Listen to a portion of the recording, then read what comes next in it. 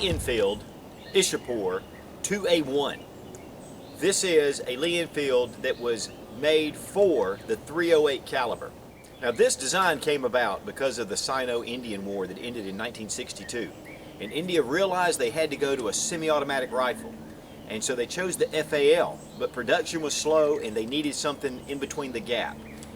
These rifles were made from 1963 up until 1975 and used by the Indian Army even into the 80s. These are excellent rifles. These are made by N-type steel, which is a better heat treating process, and these are much stronger than the old .303 Lee Enfields. The Ishapore 2A1 was the last bolt-action rifle designed for regular military forces. Of course, there are bolt-action rifles that are made for snipers even in today's Army, but these were the last given to troops in the field.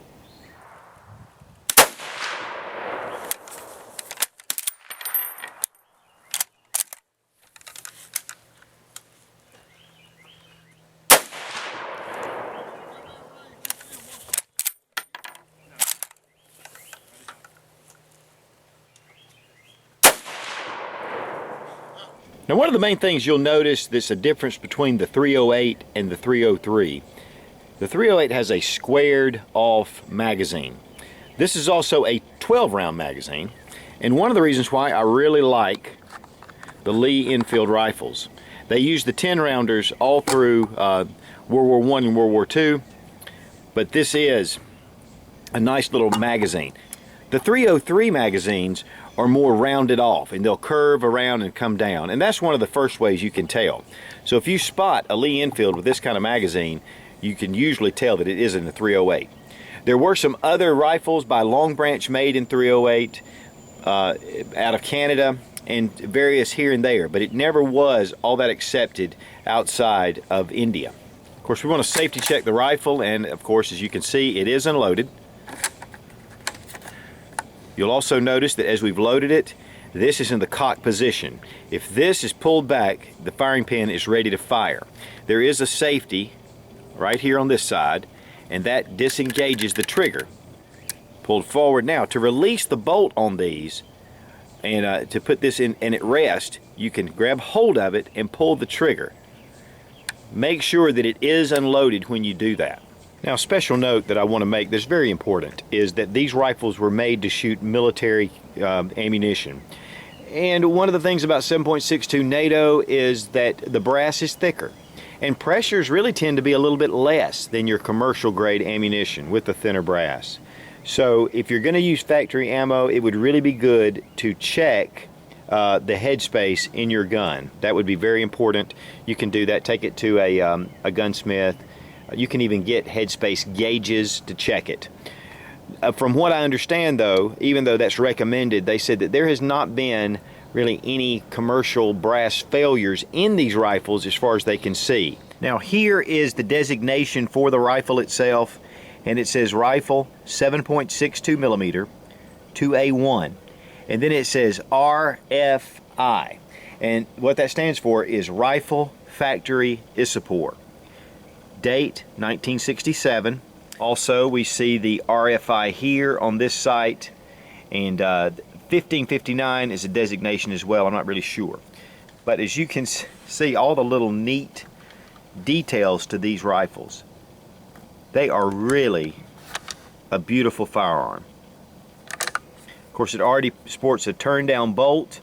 These rifles, they're just very accurate. They're just fun to shoot. And if you can find one in .308, you're really doing well.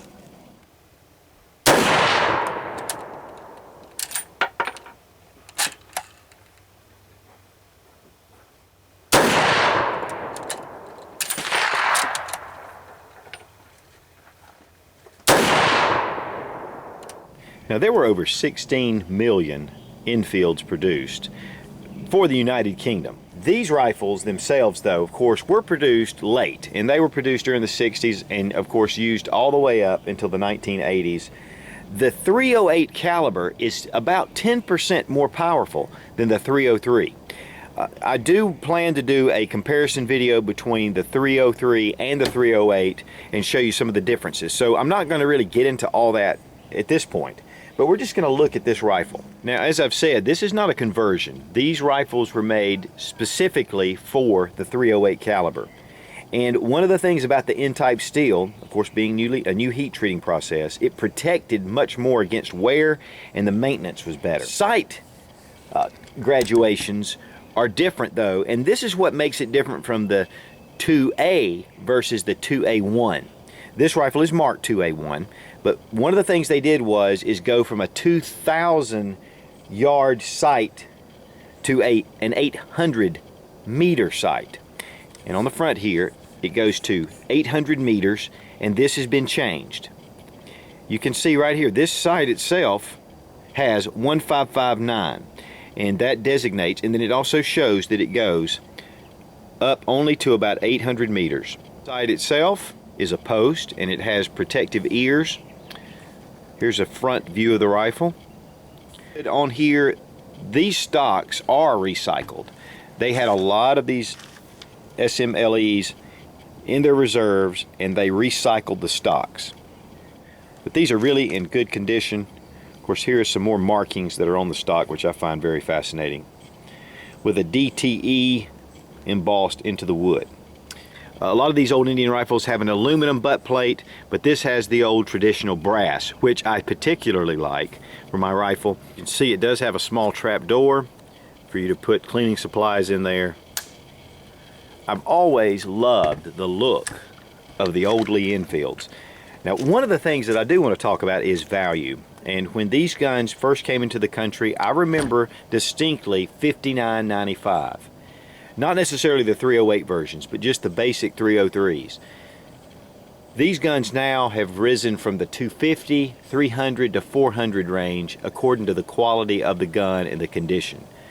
One thing that I want to make note of, if you liked old military surplus guns and you're seeing them coming into the country initially very inexpensively, buy them then, because they will dry up and the price will also increase as well. Here is the bayonet lug. Of course, the whole front is protected with this metal sleeve that is also embedded into the sight. We have a rifle sling attachment here. This also holds the top and bottom stocks together. Here we also have the rear sling attachment at the bottom. A little bit closer look at the safety. Just lifts back for safe, forward for fire. This is the lever that releases the magazine right here.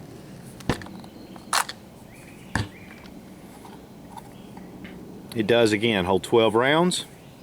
It does have India stamped right onto the receiver. And then it has the CAI, State Albany, Vermont import marks. Another proofing mark here. Of course, there's a serial number on the other side. These rifles weigh 8.8 pounds, and they are 44.5 inches in length. Now, there were 350,000 2A1s produced from 1965 till 1973. They would shoot accurately 20 to 30 rounds per minute. But in World War I, a guy took, in 1914, took one of the old 303s and could shoot it 38 rounds per minute accurately. That was the second fastest rifle as far as issued to all troops in World War II, other than the Garand, which the Garand, of course, being semi-automatic, would shoot 40 to 50 rounds per minute. The Lee Enfields discontinued use in the British Army in 1956. In India, they served up until the 1980s, but these are still used by various armed forces, ragtag armed forces all around the world, even till today. Thanks for watching. Please subscribe for more fun gun reviews and sensible survival. God bless America. Long live the Republic.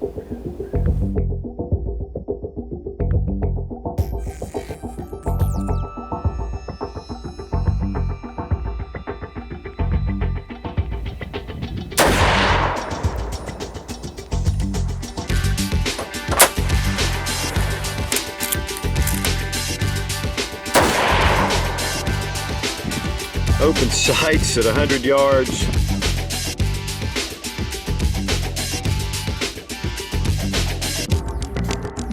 Some people come out here to talk. I come out here to shoot.